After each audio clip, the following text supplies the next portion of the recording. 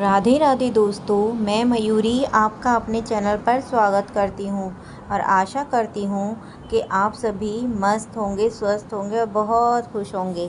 भगवान आप पर अपनी कृपा ऐसे ही बनाए रखे। दोस्तों, अगर आप हमारे चैनल पर नए हैं तो हमारे चैनल को सब्सक्राइब करना ना भूलें और कमेंट में राधे राधे ज़रूर लिखें। दोस्तों, बेल आइकन को दबाना बिल्कुल भी ना भूलें, क्योंकि हमारे द्वारा डाली गई वीडियो की जानकारी का नोटिफिकेशन आपको सबसे पहले प्राप्त हो सके। तो दोस्तों, शास्त्रों में अधिक मास की पूर्णिमा को बहुत ही महत्वपूर्ण बताया गया है। अधिक मास की पूर्णिमा भगवान विष्णु को समर्पित है। अधिक मास की पूर्णिमा के दिन लक्ष्मी नारायण जी की पूजा का विधान है। इस दिन व्रत, पूजा, यज्ञ, हवन, दान पुण्य और नदी या अन्य तीर्थ स्थानों पर स्नान आदि का बहुत महत्व माना जाता है। इस दिन किए गए दान का पुण्य फल भी कई गुना बढ़ जाता है। तो दोस्तों, अब हम आपको बताएंगे अधिक मास पूर्णिमा की कथा के बारे में।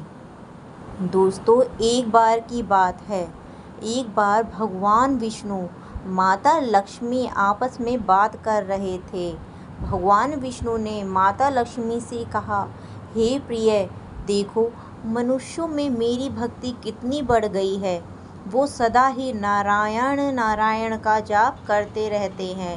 तब माता लक्ष्मी ने कहा, हे प्रभु, यह सब आपकी भक्ति आपको पाने के लिए नहीं बल्कि मुझे प्राप्त करने के लिए करते हैं। तब श्री हरि विष्णु ने कहा, देवी, आपको ऐसा क्यों लगता है? यह सब लक्ष्मी लक्ष्मी का जाप थोड़ी करते हैं। तब माता लक्ष्मी ने कहा, प्रभु, यदि आपको मेरी बात पर विश्वास नहीं है तो आप परीक्षा लेकर देख लो। तब नारायण भगवान धरती पर एक नगर में एक ब्राह्मण का रूप लेकर एक धनी साहूकार के द्वार पर पहुँचे। उस साहूकार ने उनसे उनके विषय में पूछा और उनके वहाँ आने का प्रयोजन का भी बताने के लिए कहा। तब ब्राह्मण रूप धारी भगवान विष्णु ने कहा कि मैं एक ब्राह्मण हूँ और भगवान विष्णु का भक्त हूँ। आपके नगर में कुछ दिन भगवान विष्णु की कथा और भजन कीर्तन करने की इच्छा से आया हूँ। यह जानकर साहूकार ने उनको अपने घर पर निवास करने के लिए कहा और अपने कुछ लोगों को भजन कीर्तन की व्यवस्था करने के लिए कहा। अगले ही दिन से साहूकार के लोगों ने सारी व्यवस्था कर दी और अगले ही दिन ब्राह्मण वेशधारी श्री नारायण ने कथा वाचन एवं भजन कीर्तन शुरू कर दिया। जब भगवान स्वयं अपनी कथा कह रहे थे तो उससे अच्छा और क्या हो सकता है। उनकी कथा वाचन और भजन कीर्तन से लोग मुग्ध हो जाते हैं। श्री हरि के द्वारा श्री हरि की कथा सुनने का आनंद लेते हैं। दिनों में भीड़ बढ़ने लगती है और बहुत बड़ी संख्या में लोग कथा सुनने के लिए आने लगे। एक दिन माता लक्ष्मी उसी नगर में लोगों की परीक्षा लेने के लिए एक वृद्ध महिला का रूप लेकर आई। वृद्ध महिला के रूप में वो एक घर के सामने पहुंची तो उन्होंने देखा कि एक महिला उस घर पर ताला लगाकर कहीं जाने की तैयारी कर रही है। तब उन्होंने उस महिला को रोक कर कहा, पुत्री, मुझे प्यास लगी है, थोड़ा पानी पिला दे। उस महिला ने कहा, माताजी, मुझे प्रवचन के लिए जाना है, मुझे वहां पहुंचने में पहले ही देर हो चुकी है। पर उस वृद्ध महिला ने फिर कहा, पुत्री, मुझे पानी पिलाकर फिर चली जाना। उस महिला को दया आ गई और उसने उस वृद्ध महिला को पानी का लोटा भरकर दिया। उस वृद्ध महिला ने पानी पीकर जैसे ही लोटा वापस किया, वो वैसे ही सोने का हो गया।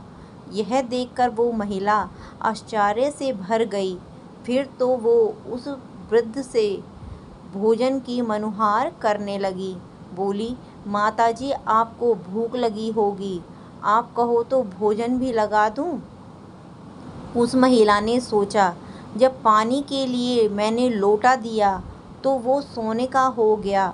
अगर यह वृद्ध महिला भोजन करेगी तो थाली कटोरी आदि और भी सारे बर्तन सोने के हो जाएंगे। परंतु उस वृद्ध महिला ने मना कर दिया और कहा, पुत्री, तुझे प्रवचन के लिए देर हो रही है, तू प्रवचन के लिए जा। वो स्त्री प्रवचन के लिए चली गई।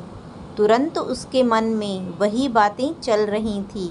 उसने प्रवचन में आई अन्य महिलाओं को भी उस घटना के विषय में बताया। जब महिलाओं ने सुना कि एक वृद्धा को पानी पिलाने से वो बर्तन सोने का बना देती है, तो वो भी प्रवचन बीच में ही छोड़कर उस वृद्ध महिला की खोज में निकल पड़ी। जैसे जैसे सबको उस वृद्ध महिला का विषय के बारे में पता चला, तो सब उस वृद्ध महिला की प्रतीक्षा करने लगे। उसकी खोज और सेवा करने में व्यस्त हो गए और इस कारण से प्रवचन में जाना छोड़ दिया। इस प्रकार प्रवचन में आने वाले लोगों को दिन प्रतिदिन कम होते चले गए। लोगों की बातें सुनकर दिन प्रतिदिन प्रवचन में आने वाले लोगों की भीड़ कम होता देखकर भगवान समझ गए कि लक्ष्मी जी इस नगर में आ चुकी हैं। जब यह बातें उस साहूकार तक पहुंची कि एक वृद्ध महिला नगर में आई है और जिसके भी बर्तन में वो जल, दूध या भोजन करती है, वो सोने का हो जाता है, यह बात सुनकर साहूकार भी प्रवचन छोड़कर उस वृद्ध महिला के पास पहुंच गया और वहां पहुंचकर उनसे कहा, हे माता, आप सब पर कृपा कर रही हैं और आपने मुझे अपनी सेवा का मौका नहीं दिया, जबकि मैंने तो अपने घर पर भगवान के प्रवचन का आयोजन कर रखा था और आप मेरे ही घर क्यों नहीं आईं? तब वृद्धा रूपधारी माता लक्ष्मी ने कहा, बेटा, मैं तेरे घर भी आती, परंतु तूने अपने घर पर प्रवचन का आयोजन कर रखा था।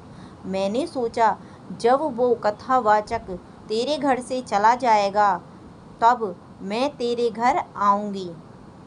वृद्ध महिला की ऐसी बातें सुनकर उस साहूकार ने कहा, माता, अगर आप उस कथावाचक के रहते मेरे घर नहीं आ सकती हैं, मैं उस कथावाचक के रहने की व्यवस्था कहीं और कर देता हूँ, आप मेरे साथ चलिए। यह कहकर वो साहूकार उनको लेकर जल्दी से अपने घर पहुँचा और ब्राह्मण रूपधारी भगवान नारायण से कहा कि मैंने आपके रहने की व्यवस्था धर्मशाला में कर दी है, आप यहाँ से वहाँ पर चले जाइए। तब उस ब्राह्मण ने कहा, पुत्र, अभी तो कथा में कुछ दिन शेष हैं, मैं उसके बाद तो वैसे ही चला जाऊंगा। साहूकार ने कहा, नहीं, मेरे पास इतना समय नहीं है, मेरे घर पर एक अतिथि आए हैं और मुझे उनको अपने यहाँ रखना है, इसलिए आप यहाँ से चले जाइए। तभी वृद्ध स्त्री का रूप धारण किए माँ लक्ष्मी अंदर आ गईं और साहूकार से बोली, तुम बाहर रुको, मैं इनसे बात करना चाहती हूँ। उनकी बात सुनकर साहूकार बाहर चला गया।